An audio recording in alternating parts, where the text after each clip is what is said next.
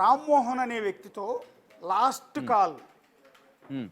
ప్రవీణ్ పగడాల గారు మాట్లాడినట్టుగా కొంత సమాచారం వచ్చింది. హ్మ్. ఎవరండి ఆ రామ్మోహన్? అసలు ఆయన ఫస్ట్ స్పాట్కి వెళ్ళింది కూడా ఆయనే అని చెప్తూ ఉన్నారు. రామ్మోహన్ అనే ఆయన ప్రవీణ్ గారి కోఆర్డినేటర్ అండి. ఇక్కడే ఉంటారు. ఓకే.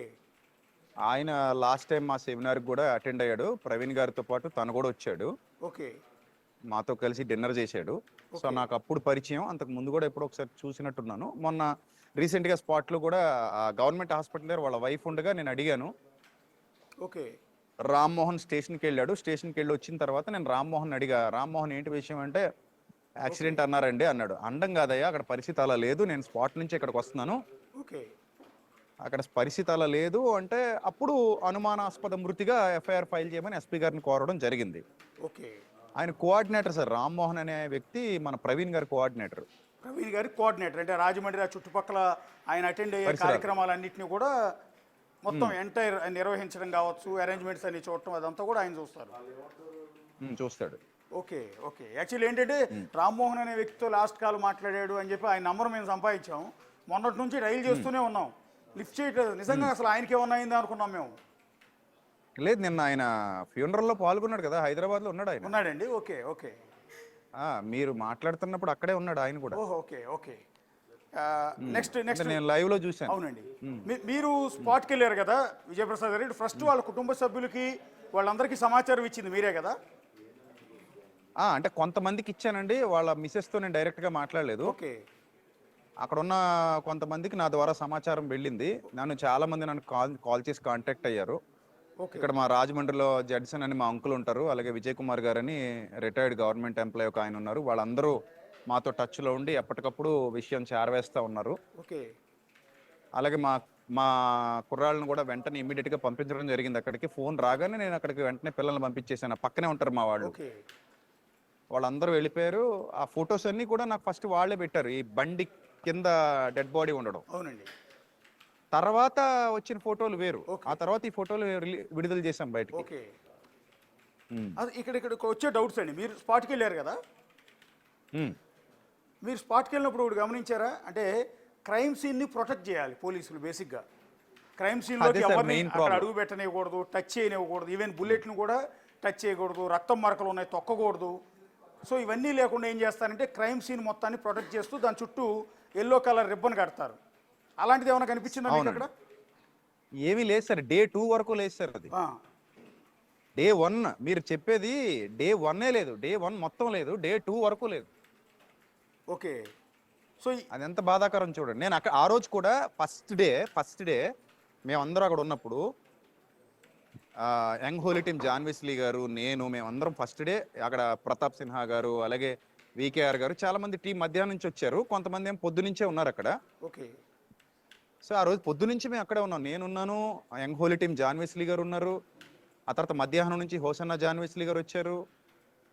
ఇంకా చాలా మంది క్రైస్తవ పెద్దలు ఆల్రెడీ అక్కడికి చేరుకున్నారు. హలోనన్ గారు వచ్చారు. ఇంకా చాలా మంది క్రైస్తవ పెద్దలు వచ్చారు సార్ అక్కడికి. ఓకే. అప్పుడే నేను పోలీసులతో ఒక మాట చెప్పానండి. ఏమనంటే, ఏమండి అక్కడ క్రైమ్ సీన్ ప్రొటెక్ట్ చేయాలి కదా, అక్కడ చాలా ఇబ్బందిగా ఉంది, అక్కడ పంపించండి అని చెప్పానండి. ఓకే. ఇంకా చాలా మంది నాయకులు వచ్చారు. ఓకే. టీడీపీ నాయకులు వచ్చారు, వైసీపీ నాయకులు వచ్చారు, చాలా మంది నాయకులు వచ్చారు, క్రిస్టియన్ నాయకులు వచ్చారు. వాళ్ళందరూ వచ్చినప్పుడు కూడా నేను ఈ మాట అన్నాను, ఏమండి మనం అక్కడికి వెళ్దాం, ఎక్కడికి వెళ్దాం అంటే, ఆల్రెడీ అక్కడ నుంచి వచ్చాను, అక్కడికి వెళ్ళి ఉపయోగం ఏమీ లేదు. ఓకే.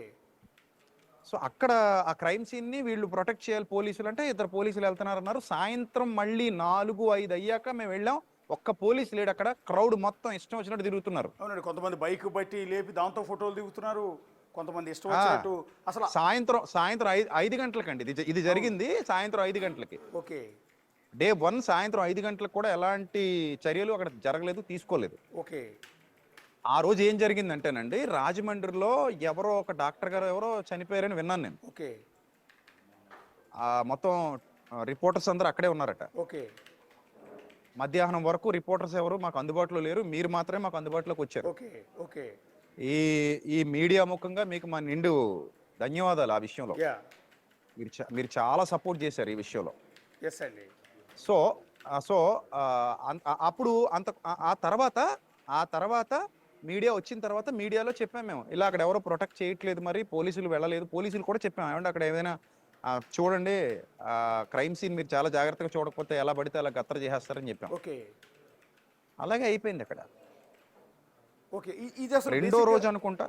అంటే యాక్చువల్లీ జరిగింది ముందు రోజు నైటు రాత్రి 11:30 తర్వాత ఇన్సిడెంట్ జరిగినట్టుంది కదండి. అలా అని వాళ్ళు చెప్పారు సార్, మనకు ఓకే తెలియదు ఓకే సార్. ఆ నైట్ ఇంకా ఉదయం ఇప్పుడు వరకు. వాళ్ళు చూపించిన సీసీటీవీ ఫుటేజ్ లో ఆ టైమింగ్ చెప్పారు సార్ వాళ్ళు. అవునండి అంటే ఉదయం వరకు అదే నమ్మాల్సి ఇన్సిడెంట్ జరిగిన ఉదయం తర్వాత వరకు ఎన్ని గంటల తర్వాత అంటే ఏ సమయానికి బాడీని ఐడెంటిఫై చేశారండి? అంటే నాకు ఫోన్ వచ్చింది 8కి వచ్చింది సార్ కరెక్ట్గా. ఓకే 8 కల్లా నాకు కాల్ వచ్చిందండి. 8కి కాల్ వస్తే 8:30 సరిగా ఐడియా లేదు. ఓకే ఆ మధ్యలో వచ్చింది కాల్ వచ్చింది. కాల్ వస్తే నేను నమ్మలేదు. ఓకే నమ్మకుండా నేను డైరెక్ట్ ప్రవీణ్ గారి నెంబర్కి డైల్ చేశా. ఓకే డైల్ చేస్తే స్విచ్ ఆఫ్ వస్తుంది. ఓకే ఓకే కొంచెం డౌట్ వచ్చి కన్ఫర్మ్ చేసుకోండి ముందు వెంటనే అక్కడ రమణ గారు అని చెప్పేసి శ్రీకేశవ హాస్పిటల్ పక్కనే ఆయన షెడ్ ఉంటుంది సార్, అయింది కారు షెడ్ అయింది. ఓకే ఆయన కాల్ చేసి సార్ ఇమీడియట్గా బ్రదర్ మీరు వెళ్ళిపోండి అక్కడికంటే ఆయన వెళ్ళిపోయాడు. ఓకే వెళ్ళిపోయి నాకు ఫొటోస్ పెట్టాడు. ఓకే ఆ తర్వాత నేను అన్న డాక్టర్ గారు నాకు బాగా పరిచయం, శశాంక్ గారు.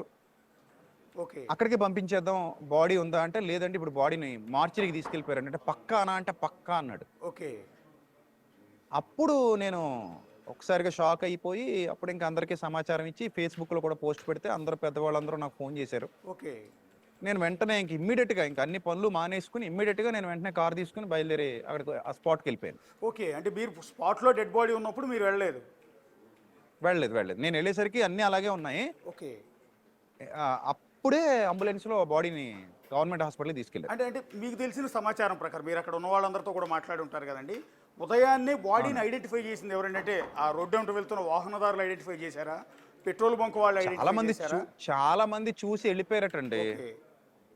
చాలా మంది చూస్తూ వెళ్ళిపోయారంట. ఆ తర్వాత ఎవరో ఫోన్ చేస్తే శ్రీకేశవ నుంచే డాక్టర్ని తీసుకొచ్చారట ఇక్కడికి. ఓకే శ్రీకేశవ నుంచే డాక్టర్ని తీసుకొచ్చి చెక్ చేపిస్తే ఆయన చెప్పాడంటే చచ్చిపోయాడండి ఈయన ఇంకా ప్రాణం లేదని చెప్పేసి. జూనియర్ డాక్టర్ ఎవరో. ఇదంతా మరుసటి రోజు ఉదయం అంతే కదండి, మరుసటి తెల్లవారిన తర్వాత సంగతి ఇదంతా.